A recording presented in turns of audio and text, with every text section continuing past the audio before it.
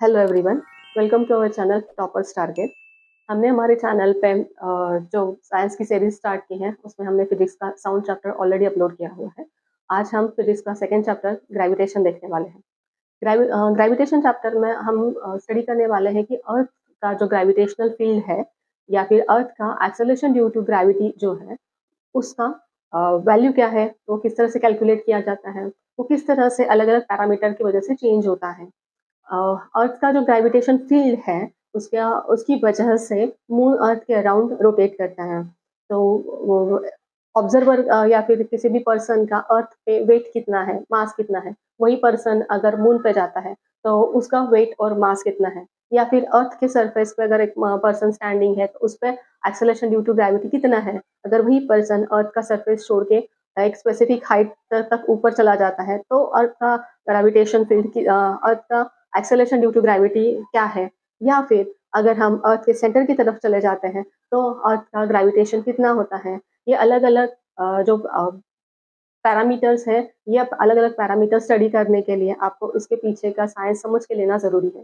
जैसे कि आप सब लोग जानते हैं कि आपकी ये EMRS एग्जाम जो है उस एग्जाम में आपको जो MCQs आने वाले हैं वो MCQs इन्हीं पैरामीटर्स पे डिपेंड होने वाले हैं। तो ये पैरामीटर्स स्टडी करने के लिए आपको उसके पीछे का फॉर्मूला समझना जरूरी है। फॉर्मूला के अंदर क्या होता है कि 4-5 पैरामीटर्स होते हैं। अगर आपको वो फॉर्मूला अंडरस्टैंड है तो वो 4-5 पैरामीटर्स के बीच का रिलेशन आपको पता लग जाता है, जिसकी वजह से आपको आप फाइंड आउट कर सकते हैं कि अगर एक पैरामीटर कम हो रहा है तो उसका इफेक्ट दूसरे पैरामीटर पे क्या हो रहा है।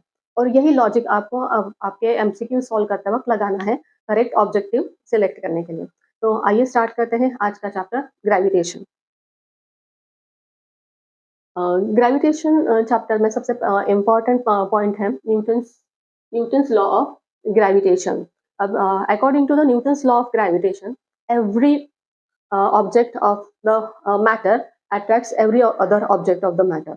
Means every particle of that matter attracts every other particle of the matter with one force, and that force is called as gravitational force. For example, let's consider two bodies A and B with the mass m1 and m2. So m1 is the mass of object A, m2 is the mass of object B. Let the distance between the two objects from the center, let's say it's r. Now, according to the Newton's law of gravitation, दोनों object के बीच दोनों object एक दूसरे पे एक force of attraction exert करेंगे। अब वो जो फोर्स ऑफ अट्रैक्शन है वो किस तरह से एक्सर्ट करेंगे, तो ये जो लाइन ज्वाइनिंग द सेंटर्स है उस लाइन के अलोंग वो फोर्स एक्ट होगा। अब फर्स्ट ऑब्जेक्ट का जो फोर्स है वो सेकेंड ऑब्जेक्ट को अट्रैक्ट करेगा। लेट्स से वो फोर्स है F फर्स्ट का सेकेंड पे।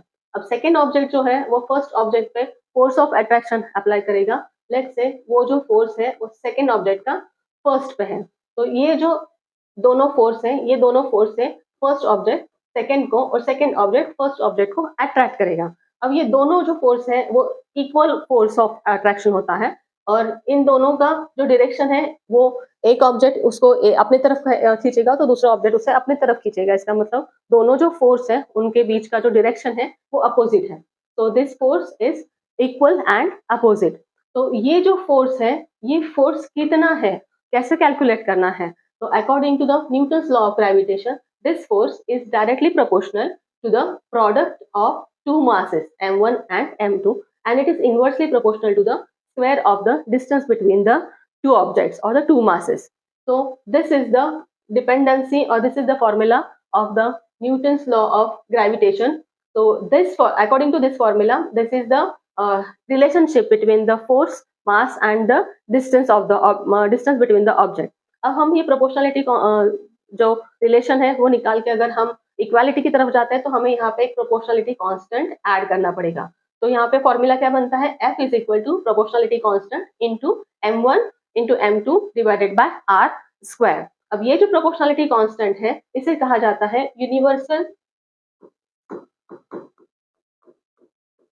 Universal gravitational constant. So this is G. G is universal gravitational constant. अब ये G का वैल्यू कैसे फाइंड आउट करना है, तो G को एक साइड रखो, बाकी सारे पैरामीटर दूसरे साइड लो। तो G is equal to F into R square divided by m1 m2। So G is equal to F into R square divided by M1 into M2. अब ये है G का फॉर्मूला। अब इस G के फॉर्मूला में हम फोर्स हम देख सकते हैं कि इसमें फोर्स है, डिस्टेंस है और मास है। According to that let's find out units of G जो आपको एग्जाम में आ सकता है। यूनिट फाइंड आउट करने के लिए फोर्स का यूनिट है न्यूटन्स, ऐसा यूनिट की बात कर रहे हैं हम, ऐसा यूनिट। सो फोर्स का ऐसा यूनिट है Newton.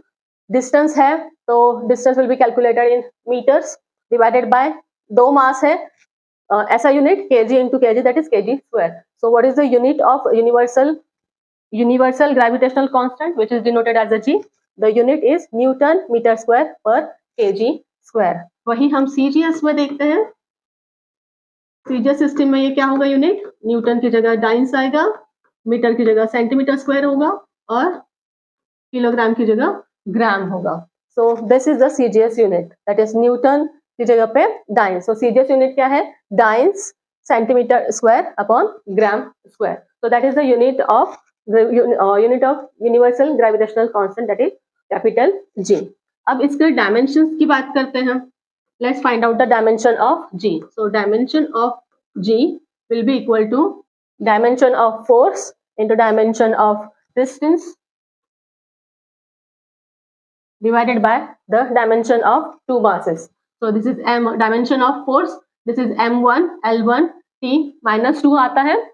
Then this dimension of this distance, that is m mass 0 होगा, स्क्वायर है लेंथ का, l स्क्वायर है और t 0 है, divided by twice the mass, that is m2 है, लेंथ 0 है और t 0 यहाँ पे टाइम 0 है। अगर ये आप सॉल्व करते हैं then you will find out the dimension of G is equal to m minus 1 l plus 3 and t minus 2.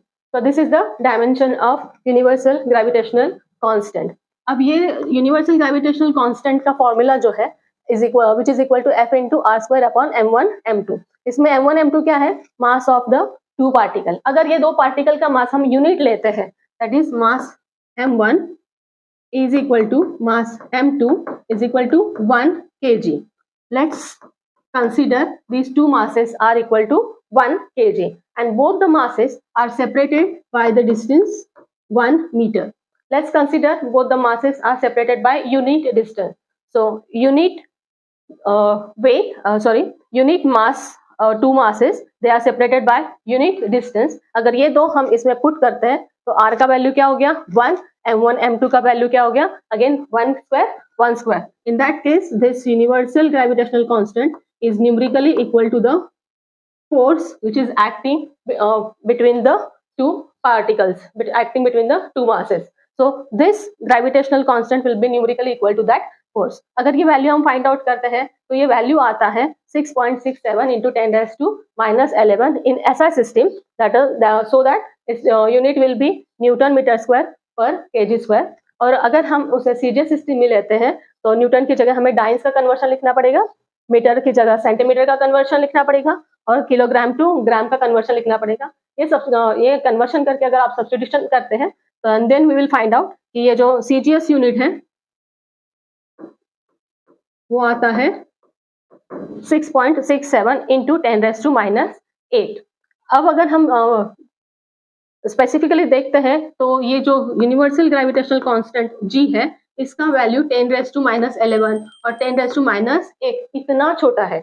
मतलब ये जो वेट, ये जो कांस्टेंट है इसका वैल्यू 6 भी नहीं है, 0.6 नहीं है, 0.006 नहीं है, 0.0000 ऐसा 10 raised to minus 11। इसका मतलब है कि ये जो यूनिवर्सल ग्रेविटेशनल कांस्टेंट है या फिर ये जो फोर्स है इसका वैल्यू बहुत बहुत बहुत छोटा है। कब ये कंसिडरेबल होगा? जब ये जो दो मास है जो हमने इनिशियली कंसिडर किया है कि ये 1 kg है, इसकी जगह पे अगर हम ह्यूज मास के ऑब्जेक्ट को अंडर कंसिडरेशन लेते हैं then this will be a significant, the value will be the significant. In that case जैसे कि हम एग्जांपल ले सकते हैं, ह्यूज मास का एक मास है m1 और m2 की जगह पे हम एक अर्थ को कंसिडर कर सकते हैं एज m1 और मून को कंसिडर कर सकते हैं या फिर किसी प्लैनेट को कंसिडर कर सकते हैं एज m2। तो ऐसे केस में क्या हो जाता है कि मास ह्यूज अमाउंट में आ जाता है, तो that time your force will be significant.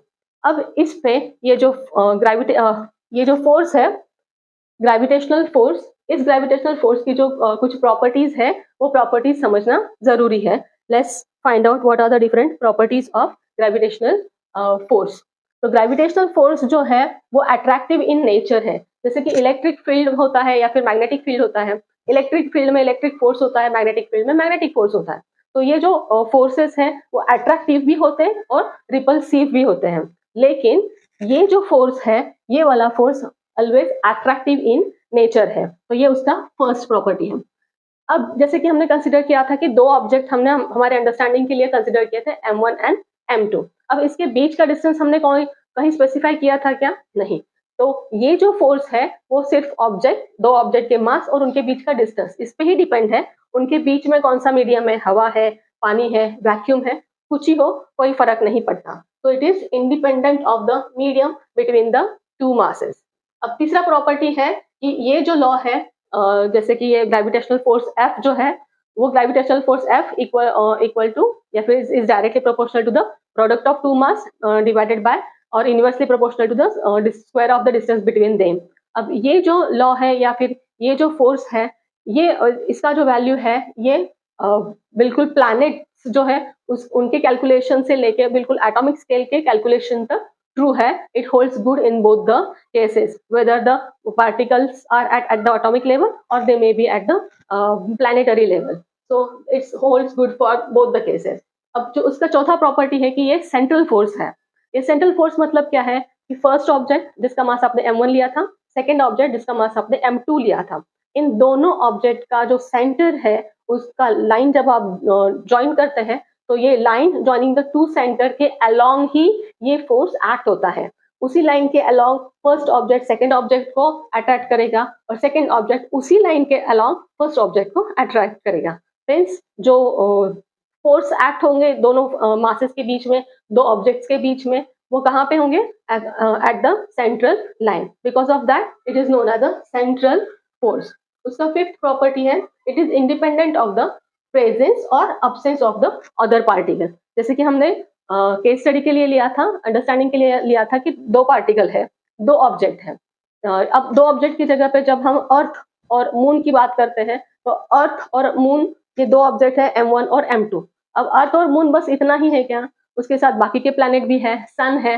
Means उनका प्रेजेंस हो या फिर उनका अब्सेंस हो वो मैटर नहीं करेगा, वो उसको अफेक्ट नहीं करेगा.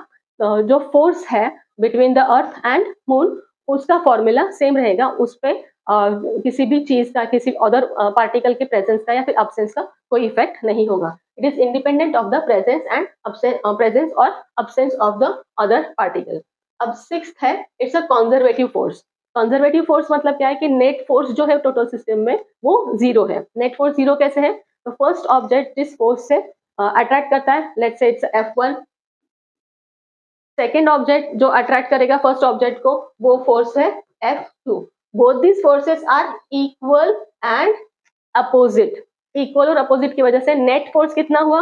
F1 plus F2, that is F1 minus F2, so that will be equal to 0. तो नेट फोर्स उस पर नहीं होगा, तो वो जो सिस्टम होगा टोटल या फिर जो फोर्स एक्ट होगा वो होगा कंजर्वेटिव फोर्स.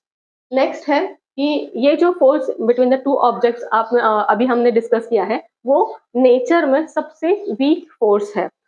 सबसे उसका जो वैल्यू है वो सबसे कम है. जैसे कि हमने देखा कि जो G का वैल्यू है वो 10⁻11 की रेंज में चला जाता है. तो वो बहुत ही छोटा है, बहुत ही स्मॉल फोर्स है. अब ये जो नेक्स्ट प्रॉपर्टी है इसकी, इस प्रॉपर्टी में हमने देखा कि फर्स्ट ऑब्जेक्ट दूसरे ऑब्जेक्ट पे फोर्स ऑफ अट्रैक्शन अट्रैक्ट करता है और दूसरा ऑब्जेक्ट फर्स्ट पे अप्लाई करता है. तो ये एक्शन और रिएक्शन का पेयर है. जैसे कि न्यूटन्स का थर्ड लॉ कहता है कि equal action has equal and opposite reaction, वैसे ही इसमें भी होता है, ये एक्शन और रिएक्शन का पेयर है. तो ये कुछ प्रॉपर्टीज है ग्रेविटेशनल फोर्स F की. और ये ग्रेविटेशनल फोर्स जो है F, this gravitational force F is directly proportional to the product of two masses and inversely proportional to the square of the distance between them.